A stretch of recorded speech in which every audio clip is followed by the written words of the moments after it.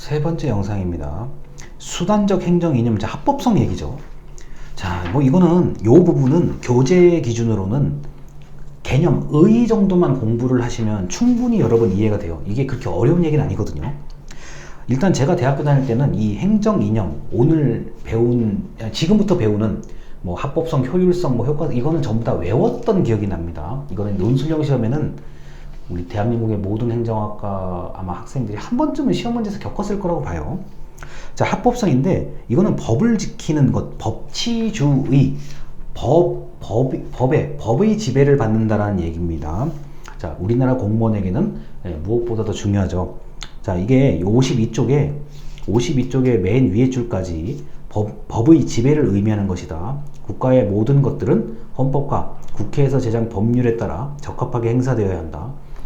절대로 위법하면 안 되고 과도하게 개인의 자유를 침해하면 안 되고 개인의 재산권을 침해하면 안 됩니다.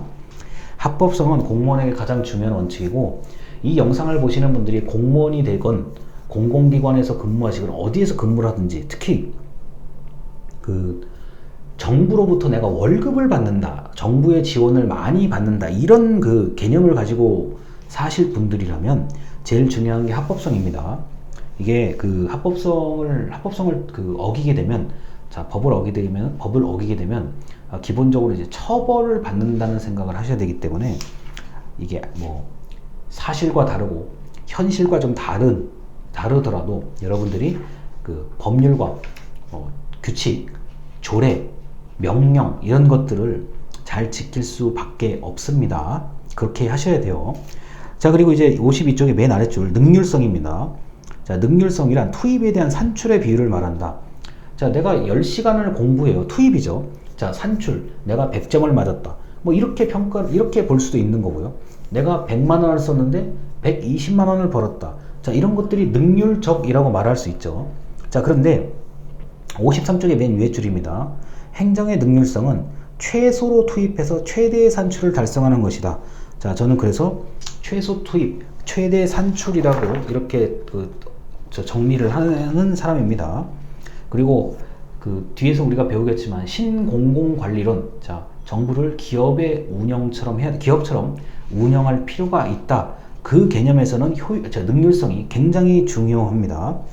자, 그리고 53쪽에 기계적 능률과 사회적 능률이 있는데, 기계적 능률은 말 그대로 철저한 분업, 어떤 조건이나 시간에 맞춰서 많은 것을 생산해야 된다.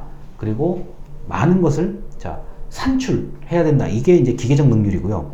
자, 사회적 능률은 인간관계, 같이 일하는 사람들끼리 협동하게 하고 동기부여를 시켜서 더 일을 잘하게 하는 이런 경우를 사회적 능률이라고 얘기합니다.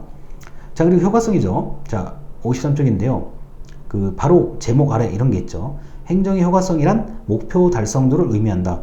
능률성이 수단과 과정을 강조한다면 효과성은 결과를 강조한다. 그래서 저는 목표 달성도라고 얘기를 하죠. 자, 얼마가 들었든 얼마의 시간이 들든 이것은 반드시 해야 된다라고 하는 게 목표 달성도의 개념입니다. 그래서 투입에 별로 관심이 없고 결과가 중요하다. 뭐 예를 들어 이런 게 있어요. 국가적으로 이거는 꼭 어떤 식으로든 해내야 된다. 뭐 시간과 돈과 인력이 들더라도 이건 해야 된다 그러면 효과성이 중요한 거고요. 일반적인 경우에서는 웬만하면 적은 돈 들여가지고 적은 노력을 들여서 많은 것을 얻어내기를 바라죠. 자, 그 다음에 54쪽에 이제 가외성입니다. 자, 가외성은 다른 말로 중복성이라고 얘기를 하죠. 자, 중복성은 일단 일부러 남게 하는 거예요. 자, 우리가 대표적인 게 쌀. 자, 쌀을 이제 수확할 때 항상 비축을 하죠. 자, 양곡관리 사업이라고 얘기를 합니다. 매년 쌀 남는 것을 정부에서 사들여서 비축을 한 다음에 어떤 다른 목적, 그럴 일이 거의 없긴 한데 우리나라가 갑자기 쌀이 귀해졌다든가 이럴 경우를 대비해서 우리가 양곡 사업을 하고 있는 거고요. 자, 그 다음에 안전시설물, 소화기를 더 미리 갖다 놓는다든가, 지금 이제 코로나 상황에서는 정부가 마스크를 항상 1000만 장, 2000만 장 이상 항상 비축해두고 있는 거죠. 이게 바로 가외성 개념입니다. 자, 그리고 중복성, 방금 얘기드린 소화기죠. 여러분 우리 단과대학 건물에 소화기가 뭐 몇 개 있는지 아마 안 세워보셨을 겁니다.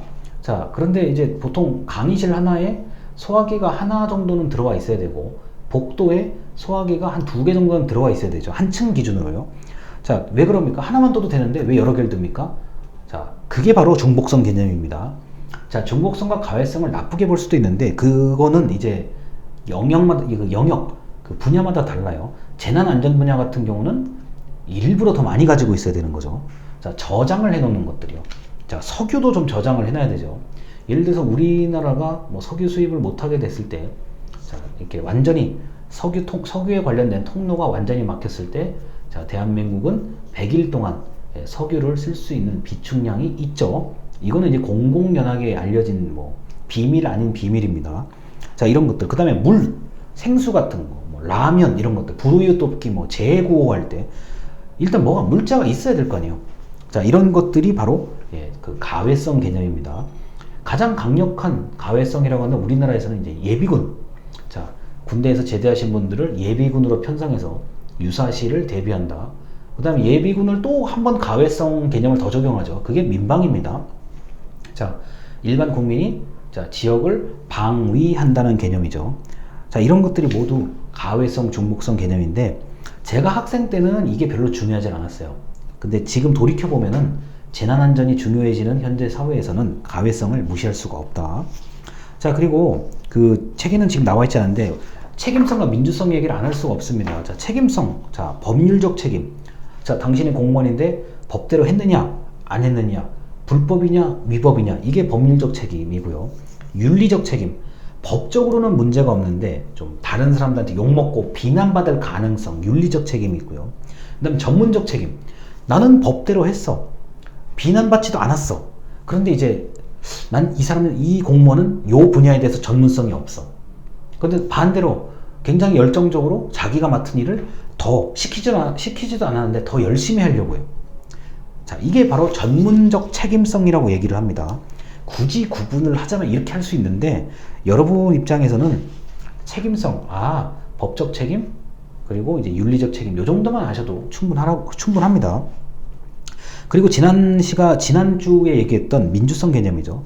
자, 정부 바깥에 국민을 위해서 민주주의, 그 다음 정부 내부의 구성원, 의사소통을 뭐 자유롭게 한다든가, 이런 것들이 민주성 개념이라고 할 수 있어요.